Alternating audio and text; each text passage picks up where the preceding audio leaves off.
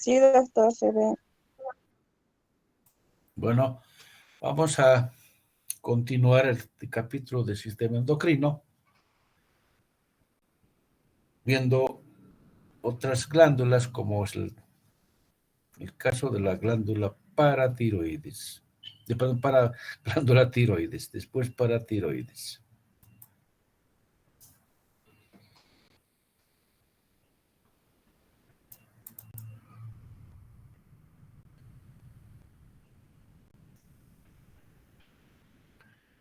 Este está. A ver. Bien. Las glándulas tiroides son dos que se encuentran localizadas a nivel del cuello. Verán aquí en esta imagen. Son estos dos lóbulos que están por debajo de la laringe, en la parte anterior, casi unidas a los cartílagos tiroides y cricoides de la laringe. Se compone del lóbulo derecho y lóbulo izquierdo. Se unen por un tejido estrecho que se llama istmo. En algunas personas suele aparecer un tercer lóbulo que nace de la parte central, se dirige directamente hacia la laringe, se hace llamado lóbulo piramidal. Los dos lóbulos están rodeados de una cápsula de tejido conjuntivo denso y regular colagenoso, muy vascularizado, de donde ingresa tejido al interior para dividir en compartimientos más pequeños que se conocen con nombre de tabiques. Y estas van a dividir en los compartimientos llamados lobulillos. Ahora bien, en cada uno de los lobulillos encontramos varios folículos tiroideos, que son estas que estamos observando aquí en la parte inferior en esta imagen de microscopía, que son estructuras semejantes a quistes porque tienen una sustancia proteica que llena, que es un coloide. Son quistes que miden aproximadamente de 0.2 a 0.9, casi 1 milímetro de diámetro, revestido por epitelio cúbico simple que descansa sobre su membrana basal. Estas células que revisten estas epitelios cúbicas son denominadas células foliculares, que van a rodear entonces la luz del folículo y son células secretoras que producen las hormonas T3, T4, o sea, la triodotironina y la tetraiodotironina unida a la proteína que es la tiroglobulina. Cada uno de estos folículos, a su vez, está rodeado por tejido conjuntivo compuesto básicamente de fibras reticulares con abundantes plexos sanguíneos que forman los tabiques interfoliculares. Estos tabiques son derivados del tejido conjuntivo que ingresa de la cápsula. Hay también abundantes vasos sanguíneos, fibras nerviosas que van rodeando a unos 20 a 40 folículos que van a formar un lóbulo tiroideo. Esta estructura denominada folículo tiroideo es la unidad estructural y funcional de la glándula tiroides. Está conformada por dos tipos de células, las llamadas células foliculares, que son las células secretoras. Estas tienen de forma plana a cilíndrica baja, dependiendo del grado de secreción que tengan cada una de estas células. Cuando están activamente secretoras son cilíndricas bajas y cuando han dejado de secretar, estas tienden a bajar y se hacen planas. El núcleo es redondo, a ovoide. Muchas veces es posible ver dos nucleolos. El citoplasma es muy basófilo, tiene un retículo abundante muy distendido, hay múltiples vesículas lisosómicas, estas que vemos aquí. El aparato de Golgi es supranuclear, tiene en su superficie apical velocidades cortas que se extienden hacia el coloide. Hay también vesículas pequeñas en su citoplasma, que contienen la producción secretada, que es la tiroglobulina. A mayor demanda hormonal, las células extienden sus pseudópodos al interior del folículo para volver a atrapar o absorber el coloide, introducir nuevamente hacia ella y eliminarla por su superficie basal. El otro grupo de células son las llamadas células parafoliculares, o llamadas también células clara o células C. Se encuentran en forma individual, como vemos acá, en este esquema de aquí abajo, o en grupos, vemos acá 2, por acá vemos 3 células, que están en la parte periférica del folículo, pero por dentro de la misma membrana basal que rodea. Pues están adheridas a las células foliculares, como vemos aquí en este esquema, y las dos células están dentro de la misma membrana basal. Estas células son de mayor tamaño, 2 a 3 veces que las células foliculares, y representan nada más que el 0,1% del total de las células del parénquima tiroideo. Tienen núcleo redondo, el retículo endoplasmático es moderado, tiene mitocondrias alargadas y el complejo de Golgi bastante bien desarrollada. A su vez, presentan también gránulos secretorios densos, pequeños, que contienen la hormona secretada que es la calcitonina, llamada también tirocalcitonina, que inhibe la resorción ósea por los osteoclastos. En consecuencia, esta hormona reduce la concentración sanguínea de calcio. ¿Cómo se produce la hormona tiroidea o la T3 y la T4? Comienza por la síntesis de la globulina, que es producida a nivel del retículo endoplasmático rugoso. Una vez producida, en esta se dirige hacia el aparato de Golgi, donde se va a glucosilar. De ella se desprenden vesículas de tiroglobulina y son transportados hacia el citoplasma apical, y de ella se liberan y se almacenan dentro del folículo. Simultáneamente también captan yoduro por la porción basal y son transportadas de la sangre mediante el cotransportadores de sodio y yoduro, alcanzando concentraciones mayores hasta de 20 a 40 veces que la que existe en el plasma. Luego son difundidas hacia la membrana plasmática de las células, donde se oxida por la peroxidasa tiroidea. Una vez hecha esta, se produce la iodación de la tiroglobulina, o sea, se añade 1 a 2 átomos de yodo, de yodo a la altura de las microvellosidades de las células foliculares, formando de esa manera la tirosina monoiodada, la MIT, o la tirosina diyodada TRIT. A partir de esta se forman las hormonas, la T3 y la T4, por acoplamiento de una con 2 o 2 de 2, ¿sí? Entonces, una monoiodotironina y una diodotironina forman una triodotironina. Y 2 diodotironinas, 2 y 2 son 4, forman la tetraiodotironina. Y así se almacena la tiroglobulina iodada. Por necesidad de la hormona, esta es captada del coloide en respuesta a un estímulo de la hormona tiroestimulante. Entonces captan la tiroglobulina, lo endositan en alicotas de coloide.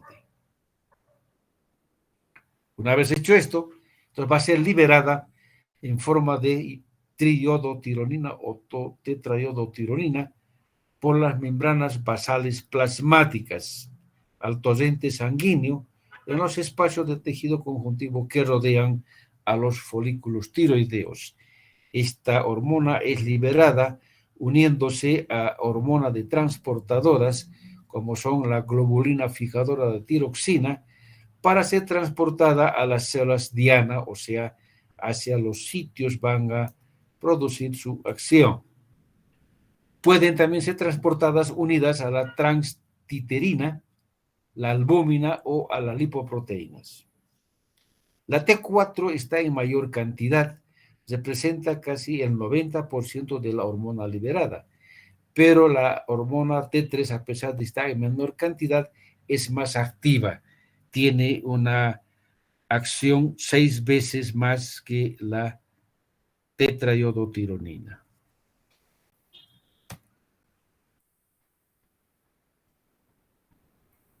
¿Cuáles son los factores de estas dos hormonas? Facilitan la transcripción nuclear de los genes que se encargan de la síntesis de proteínas, por tanto, entonces activan el incremento del metabolismo celular. Incrementan la tasa de crecimiento principalmente en jóvenes, incrementando la actividad de las otras glándulas endocrinas. Aumenta el metabolismo celular y los índices de crecimiento y producción de calor. Facilita también los procesos mentales.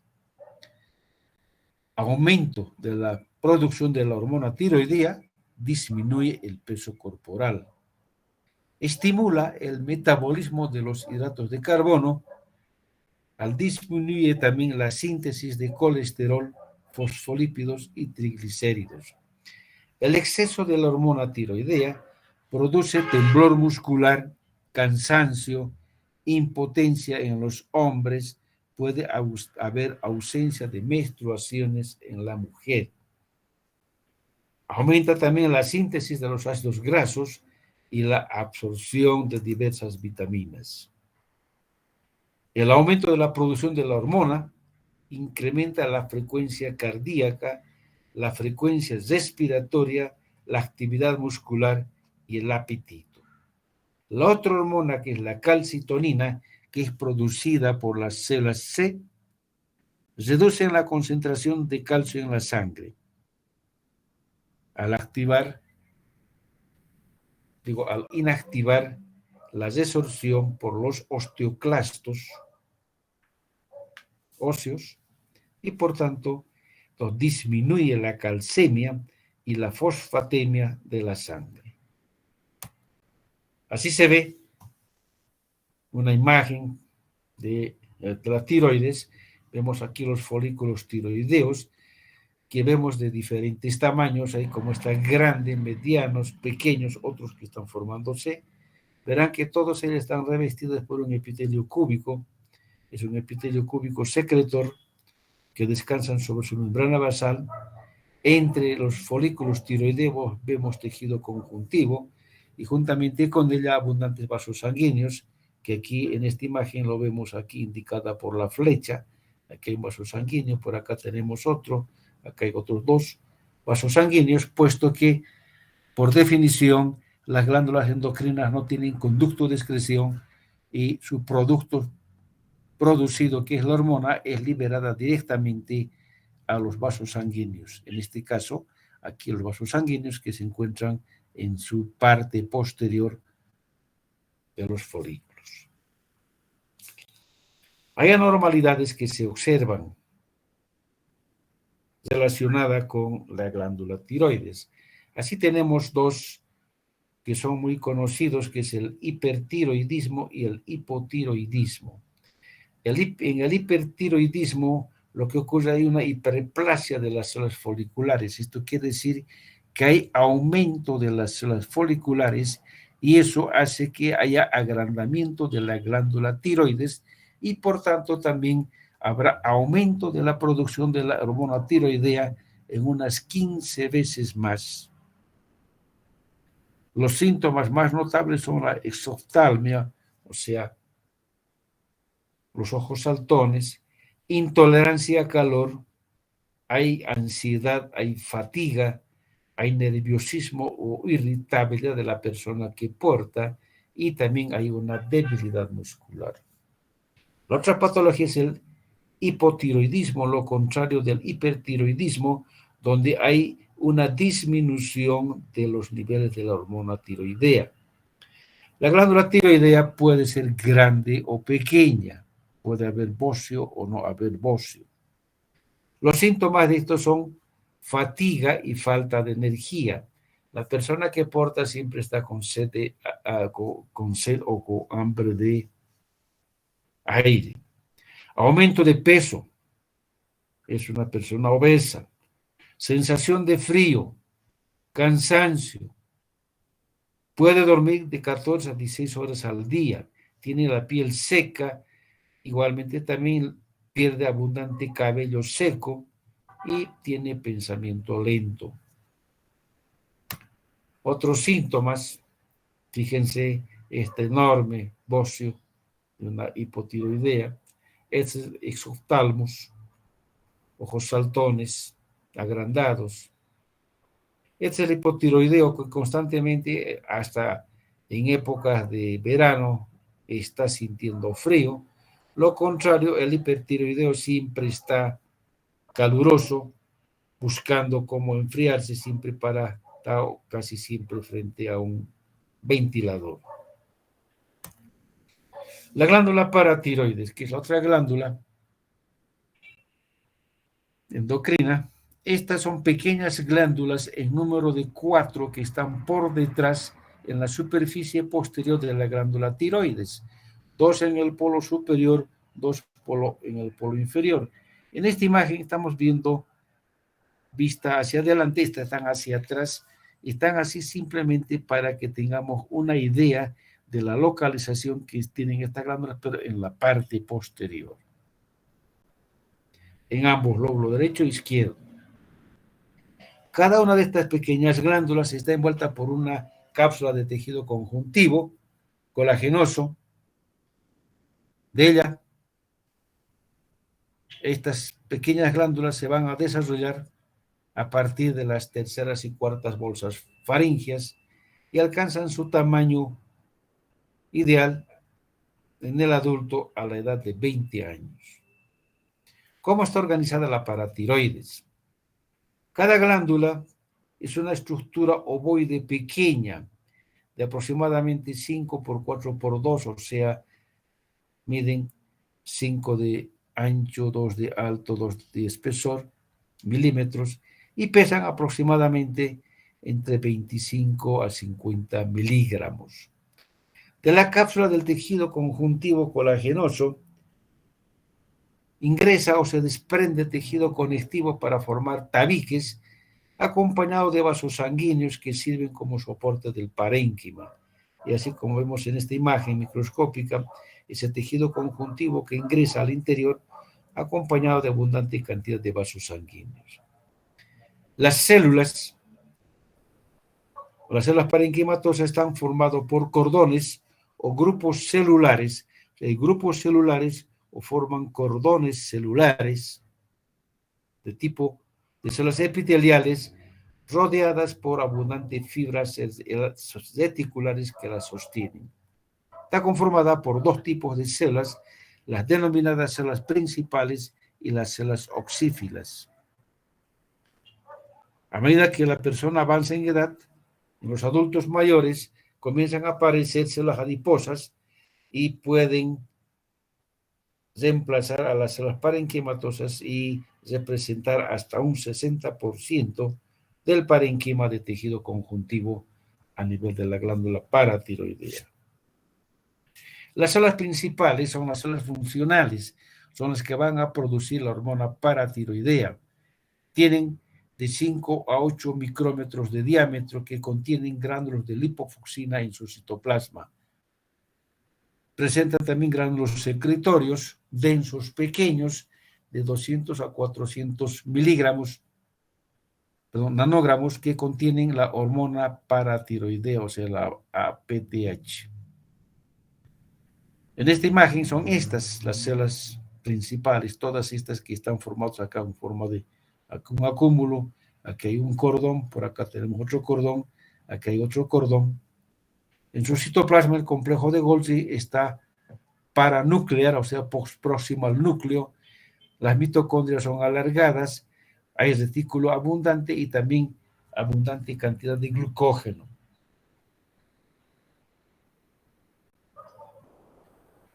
Las células principales son las que fabrican, almacenan y liberan la hormona paratiroidea en respuesta a cambios en los niveles de calcio en la sangre, principalmente cuando disminuye calcio en la sangre. El otro grupo de las células son las células acidófilas, o llamadas también oxífilas, son menos numerosas. En esta imagen son estas de mayor tamaño, indicada por la flecha, tienen hasta de 6 a 10 nanómetros de diámetro y se tiñen más intensamente con la leucina, o sea, se colorean más de un color rojo brillante. Aparecen también en forma de grupos o como células aisladas. En este caso estamos viendo como células aisladas. Tienen mitocondrias abundantes. El aparato de Golgi es pequeño y poco retículo, y también el glucógeno muy pequeño. Su función está desconocida. Hay autores que dicen que hay otra tercera célula, llamada la célula intermedia. Esta célula, las células oxífilas, representarían la fase inactiva del mismo tipo celular, o sea, son las células principales que se han hecho inactivas. Y las células principales serían verdaderamente las secretoras activas. ¿Cuál es la función de la hormona paratiroidea? Básicamente, la principal función es de ayudar a mantener una adecuada concentración de iones de calcio en el líquido extracelular y en el plasma, que es aproximadamente de 8.5 a 10 miligramos por decilitro de líquido. Cuando la concentración de iones de calcio en los líquidos corporales desciende, las células principales aumentan la producción y la liberación de la hormona paratiroidea. Ahora bien, la hormona paratiroidea y la calcitonina producida por la glándula tiroides tienen mecanismos para poder regular los valores de calcio de manera diferente. Así, la hormona paratiroidea es la que se encarga de aumentar la concentración y la calcitonina se encarga de disminuir. Por tanto, entre las dos tiene que haber un equilibrio para que no haya mucho calcio ni menos calcio, porque ambos extremos muchas veces son mortales. En los riñones, la hormona paratiroidea evita la pérdida de calcio por la orina, ¿ya?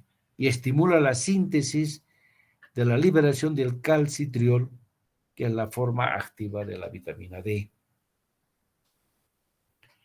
En el tubo digestivo, controla la tasa de absorción de calcio, al regular de manera indirecta la producción de la vitamina D necesario para la captación de calcio en el intestino.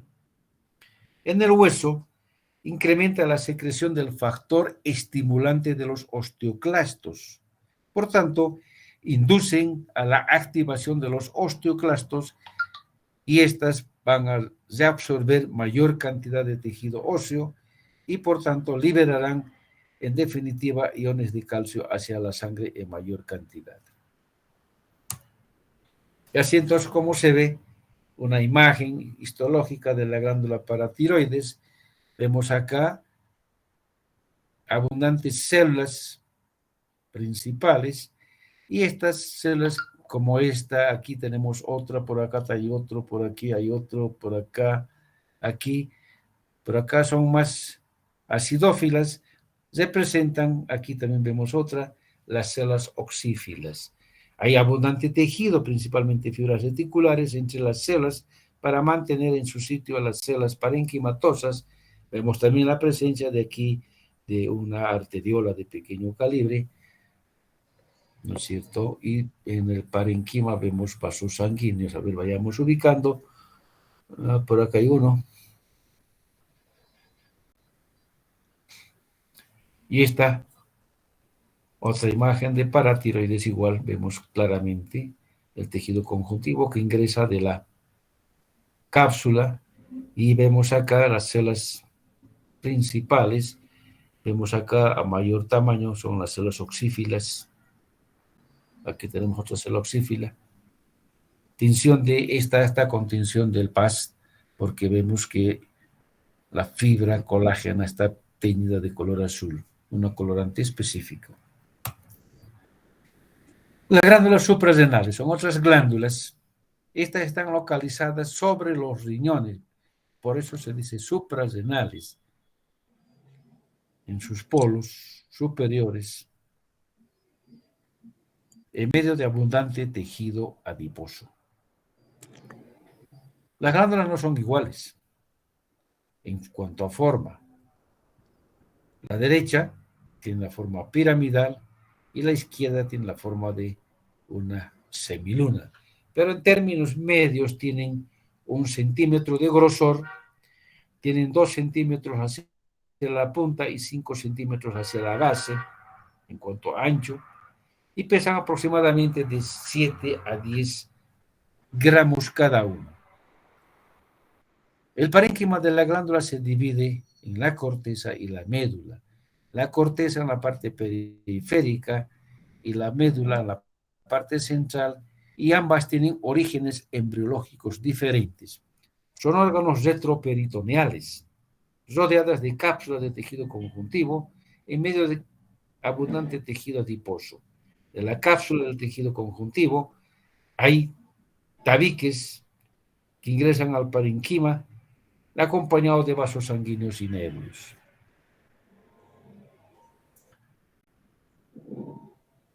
Por tanto, vemos entonces, a nivel de la glándula suprarrenal, dos zonas distintas tanto histológica, embriológica y funcionalmente. La parte periférica, es la llamada la corteza, representa aproximadamente del 80 al 90% del total de la glándula, es donde se producen las hormonas corticosteroides a partir del colesterol y regulada por la hormona estimulante de la corteza adrenal. La médula está en la parte central. En esta imagen de aquí a aquí está a un lado, de aquí a otro lado, y esta parte central, todo esto de acá es la médula. Está relacionada funcionalmente con el sistema nervioso simpático, producen las hormonas adrenalina y noradrenalina, que son de tipo catecolaminas. El riego sanguíneo es importante de las glándulas suprarrenales. Es el más abundante del cuerpo, puesto que recibe sangre de 3 orígenes diferentes. Las arterias suprarrenales superiores se originan de las arterias frénicas inferiores. Las arterias suprarrenales medias se originan directamente de la arteria aorta. Las arterias suprarrenales inferiores se originan de las arterias renales. Estas arterias atraviesan la cápsula y forman por debajo de ella el plexo subcapsular. De ella se forman las arterias cortas corticales y forman la red capilar de sinusoides fenestrados en el parénquima cortical, cuyo diámetro de estos capilares es de aproximadamente de 100 a 250 nanómetros. También están las arterias corticales largas, que penetran más en profundidad llegando hasta la médula, donde también forman redes capilares. El sistema de drenaje está dada hacia las venas suprarrenales izquierdas y derechas, y de aquí directamente a las arterias, muchas de las renales, o a las arterias de la columna. ¿Cómo está organizada histológicamente la corteza suprarrenal? Desarrolla a partir del mesodermo, se subdivide en 3 zonas concéntricas. En esta imagen en círculo es esta la corteza, al centro está la médula, y está entonces a todo alrededor en forma concéntrica. 3 zonas diferentes que también producen 3 clases de esteroides. Inmediatamente por debajo de la cápsula vemos la zona glomerular, que es esta de acá, que secreta y sintetiza los mineralocorticoides. En la parte central, la más extensa, es la zona fasciculada, que secreta y sintetiza los glucocorticoides. Y finalmente, más en profundidad, ya en contacto con la médula, está la zona reticular, que secreta y sintetiza los andrógenos. Son grupos de células que están rodeadas por abundantes vasos sanguíneos capilares. La zona glomerular es la zona más externa, que está debajo de la cápsula, representa el 13% de la corteza. Está formada por células cilíndricas pequeñas, como vemos acá en esta imagen, dispuesta normalmente en forma de grupos o acúmulos, pero también puede presentarse en forma de cordones.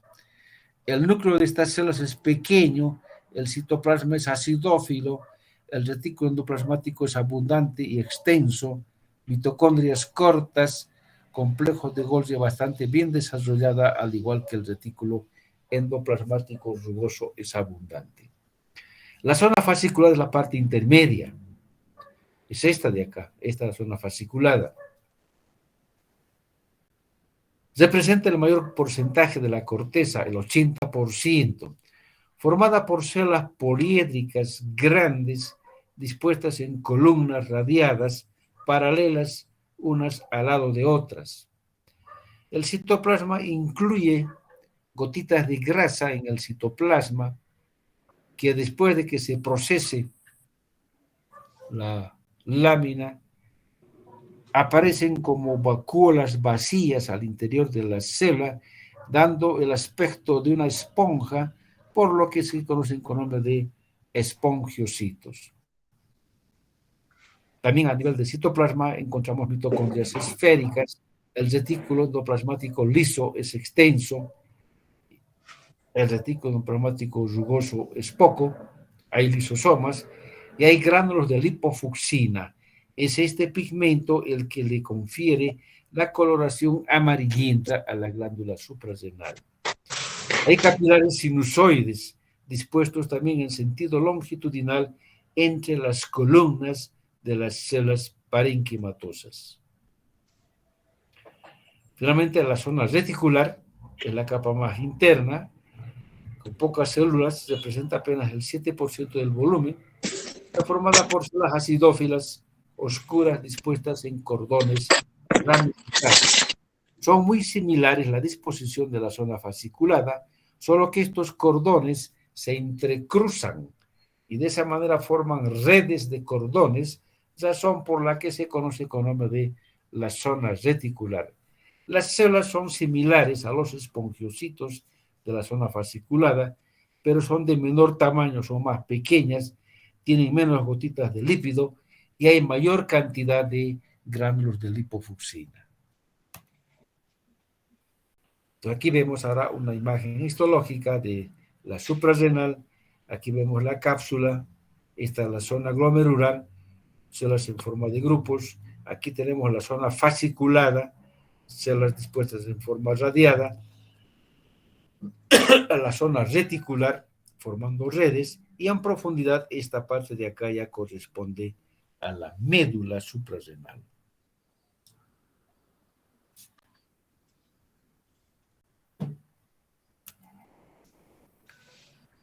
¿Cuál es la función de la corteza suprarrenal? Producen 3 clases de hormonas. Todas ellas son secretadas a partir del colesterol, que es una lipoproteína de baja densidad, por el estímulo de la hormona estimulante de la corteza adrenal. En la zona glomerular se producen los mineralocorticoides.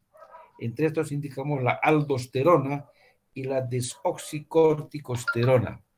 Estas dos hormonas participan en el control del equilibrio hidroelectrolítico en el organismo, alterando funcionalmente el tubos contorneados distales. Es a ese sitio que actúan estas hormonas, también denominada la hormona antidiurética.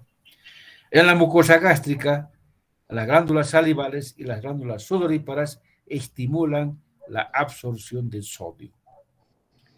Los glucocorticoides que se producen a nivel de la zona fasciculada son la hidrocortisona, llamada también cortisol, y la corticosterona. Esta hormona, conocida normalmente como corticoide, aumenta el control del metabolismo de los carbohidratos y de las grasas y proteínas. Cierren, por favor, los micrófonos, están abiertos de algunos micrófonos. Influye en las respuestas inflamatorias al inhibir la infiltración de macrófagos y leucocitos. Suprime las respuestas inmunitarias porque inducen a atrofia del sistema linfático. Luego tenemos los andrógenos débiles que se producen en la zona reticular, son la de hidroepiandrosterona y la androstenediona, son hormonas sexuales masculinizantes débiles de menor eficacia que las hormonas que se elaboran en los testículos. La médula suprarrenal, en la que está al centro, representa el 10% del volumen de la glándula. Nuevamente acá en este círculo, en ese cuadro, vemos aquí está al centro. Está revestida por la corteza en toda su extensión. Esta se desarrolla a partir de la cresta neural. Contiene dos poblaciones celulares parenquimatosas. Las células cromafines son grandes, de tipo epitelial, epiteloides, y presentan en su citoplasma gránulos cromafínicos. Esto quiere decir que se colorean con los colorantes de cromo. Estas células son las que se encargan de producir las catecolaminas, que es la adrenalina y la noradrenalina. Las otras células son las células ganglionares simpáticas. Son nada más que axones sin dendritas y son cuerpos neuronales sin axones y sin dendritas. Las catecolaminas son elaboradas, por tanto, por las células simpáticas postganglionares. Por tanto, entonces la médula actúa como un ganglio simpático modificado que tiene células, o sea, tiene neuronas, que carecen de axones y dendritas. Las células cromafines, llamadas también feocromocitos, son células epiteliales pálidas, dispuestas en grupos o en cordones, como es la disposición normal de las células endocrinas. Es así como estamos viendo acá. Hay también fibra reticular, como se ve, para poder mantener, ¿no es cierto?, en su sitio a las células secretoras. Contienen gránulos de 100 a 300 nanómetros que se tiñen con sales de cromo, son cromafines. Estos gránulos contienen las catecolaminas. Estos gránulos son gránulos densos, son abundantes, puede haber hasta unos 30.000 gránulos por célula. Y esta es la característica, la gran cantidad de gránulos. El 20% de estos gránulos contienen adrenalina y noradrenalina y el resto contienen cromograninas. Las células ganglionares están dispersas en todo el tejido conjuntivo de la glándula. ¿Ya? Sus axones de estas células se extienden hacia el parénquima de la corteza suprarrenal para modular sus secreciones y también inervan los vasos sanguíneos. ¿Cuál es la función de la médula suprarrenal? Su actividad de estas hormonas está bajo el control de los nervios esplágnicos. La liberación de las catecolaminas es inducida por las células ganglionares simpáticas de la médula suprarrenal.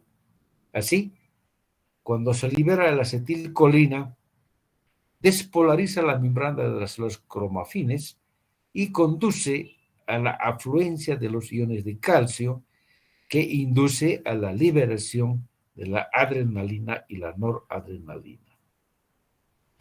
Hay mayor secreción de adrenalina en los estímulos fisiológicos como por ejemplo el dolor. En cambio, la noradrenalina predomina en estímulos de fuente emocional. Durante un estado de miedo, un estrés intenso, se va a liberar más adrenalina para preparar al cuerpo para que pueda enfrentar una lucha, huida o simplemente paralizarse. En términos generales, las catecolaminas incrementan el consumo de oxígeno, aumentan la producción de calor, aumentan la frecuencia cardíaca, elevan la presión arterial por la contracción de los músculos lisos arteriales, controlan la contracción y relajación de algunos tejidos, como por ejemplo los esfínteres vesicales y el músculo intestinal. También tiene sus manifestaciones patológicas a nivel de la glándula suprarrenal. Así tenemos, por ejemplo, la enfermedad de Addison, que puede resultar de un daño producido a nivel de la corteza suprarrenal.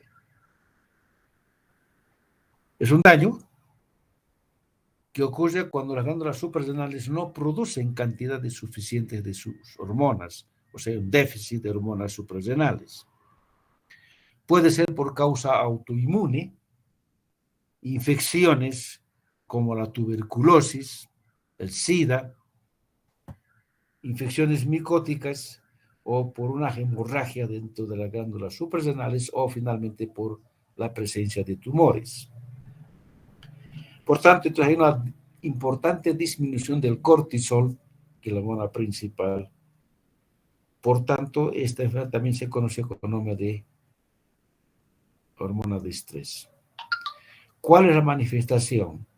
La principal manifestación más manifiesta es la hiperpigmentación, que es generalizada y mucho más manifiesta en el rostro, en las mucosas como la mucosa bucal, en las encías, las manos. Hay pérdida de peso, hay debilidad y fatiga. En la mujer puede haber amenorrea, falta de menstruación, anorexia, y hay, digo, manifestaciones de psicosis, alteración de la mente. Lo contrario es la enfermedad de Cushing, ¿ya? Y está producida por un incremento de la producción del estímulo de la hormona que estimula la corteza suprarrenal. Por tanto, hay una producción excesiva de cortisol, ¿ya? Por una hipertrofia, o sea, por un agrandamiento de la corteza suprarrenal, que es debido muchas veces por tumores de la glándula de la hipófisis, una adenohipófisis que está estimulando en mayor porcentaje. La persona que porta esta manifestación tiene cambios en la personalidad. Lo más manifiesto es la obesidad, como vemos acá en estas imágenes. Cara de luna llena, característica de la persona, varón, mujer, inclusive hasta un bebé. Hay alta susceptibilidad de infecciones. En los hombres hay una ginecomastia. Hay depósito de grasa abundante, principalmente en los hombros y en la región abdominal. Puede haber hiperglucemia, irritabilidad del sistema nervioso. Hay retención de líquidos, por tanto hay edema corporal. Las extremidades son delgadas, muy frágiles. Hay problemas gastrointestinales. En las mujeres puede haber amenorrea. La piel es fina, tiene estrías purpúricas.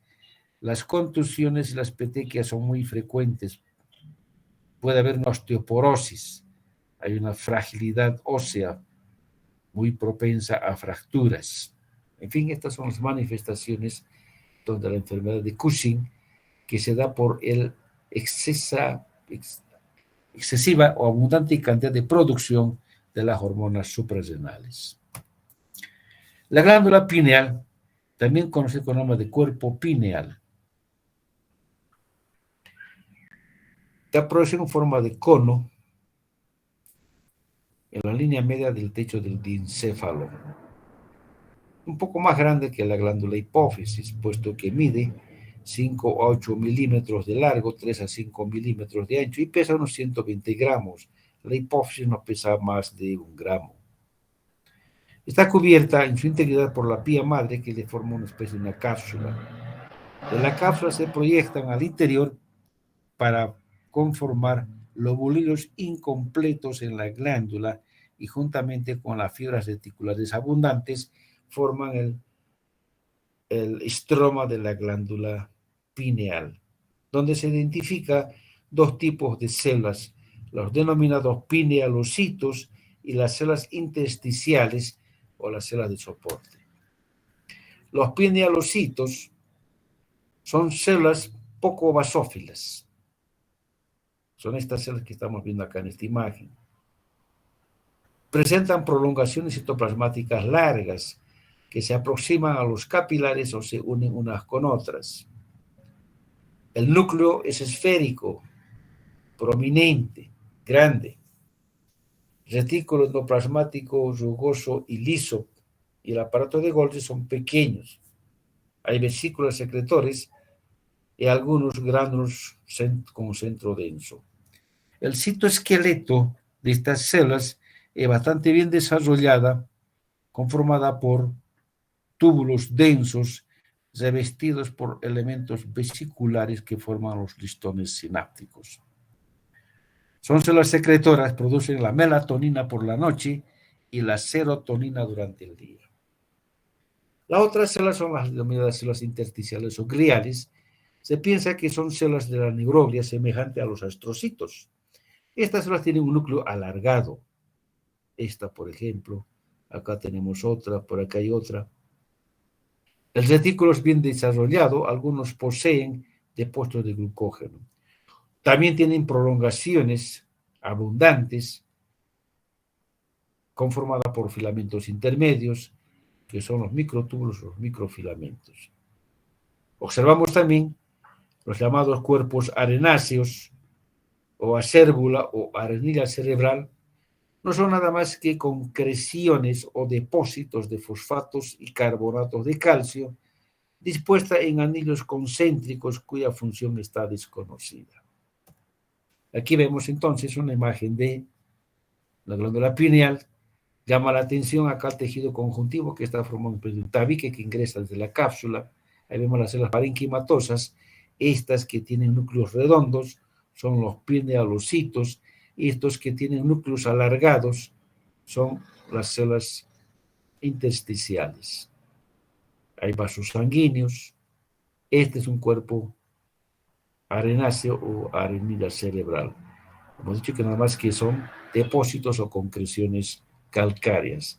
Hay también abundante red formada por las fibras reticulares y también estas están conformadas por las prolongaciones tanto de los pinealocitos como las células intersticiales. ¿Cuál es la función de la glándula pineal? Sus secreciones están sometidas a la influencia de los periodos de luz y la oscuridad del día. La producción de la melatonina está controlada por la noradrenalina. Ya hemos indicado que la melatonina se libera durante la noche. Esta inhibe la hormona de crecimiento y la hormona gonadotrofina. También regulan los ritmos circadianos, que son cambios físicos, mentales y conductuales que se siguen en forma de ciclos durante las 24 horas del día. También controlan el eje reproductor mediante la liberación de la hormona folículo estimulante, al actuar de algún modo sobre la liberación de la hormona estimulante de las hormonas gonadotróficas, del hipotálamo. Induce también a la sensación de somnolencia, por lo que se usa como un complemento médico en los trastornos de sueño, de ánimo o de depresión. En los animales, en los mamíferos, influye sobre la actividad sexual estacional que tienen estos animales. La serotonina secretada durante el día es nada más que un precursor de la melatonina. Aquí tenemos un esquema de un ciclo circadiano, ¿ya? Que hemos dicho que son nada más que son los cambios físicos, mentales y conductuales durante las 24 horas. Si comenzamos a las 6 de la mañana, es momento en que ya paró la secreción de la melatonina, la persona despierta y cerca de las 7:30 comienzan a movilizarse el intestino. A las 9 de la mañana más o menos aumenta la secreción de la testosterona, que es un buen momento para hacer deporte. Al mediodía está la persona en la alerta máxima. Hacia las 14 hay una máxima coordinación de las actividades que realiza. Hacia las 15 ya va disminuyendo y hay menor tiempo a las reacciones. Hacia las 17 mejora el funcionamiento cardiovascular y elasticidad. Hacia las 18 aumenta un poco la tensión arterial de la persona, bueno, por supuesto ya está sometida a mucha tensión. Hay también aumento de la temperatura corporal. Hacia las 21 comienza a producirse la melatonina, ¿sí? Entonces ya la persona ya comienza a entrar en vigilia. Hacia las 22 hay detención de los movimientos intestinales. Pasa a las 0 horas, 2 de la mañana, está en una máxima relajación, está en sueño profundo. Hacia las 4 el cuerpo está en su mínima representación de la temperatura corporal y nuevamente hacia las 6 comienza un nuevo ciclo. Y así entonces estamos sometidos a este círculo que está controlada por la hormona que es la melatonina. Hay algunas personas que tienen desarrollada la intuición, o muchas de ellas tienen conexiones dimensionales espirituales con el todo. Y esto depende principalmente de la actividad de la glándula pineal, que muchos lo conocen como el tercer ojo, o dicen el ojo de Horus, también conocido como el ojo interior. Ya se sabe de mucho tiempo que esta pequeña protuberancia, que es la hormona pineal, que está en la base del cerebro, posee capacidades para darnos habilidades sensoriales extraordinarias.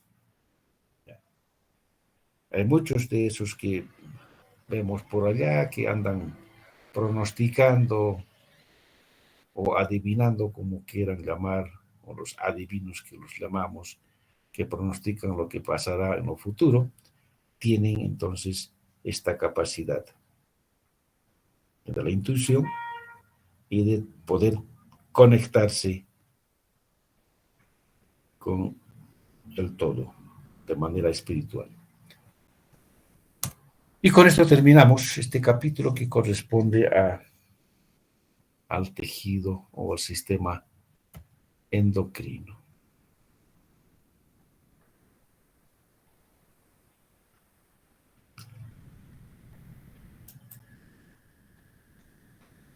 Vamos a dejar de compartir. Quedamos aquí y nos vemos a la tarde. Doctor, tenía que decirnos qué trabajo práctico teníamos que entregar. Como la mayoría vienen a la parte práctica, a la tarde les voy a indicar. Bueno. Listo, doctor. ¿ya? Hasta más tarde. Porque no asisten todos a la teoría, pero sí a la práctica van todos, entonces el trabajo es para práctica y por tanto a la tarde les voy a indicar. ¿Está bien?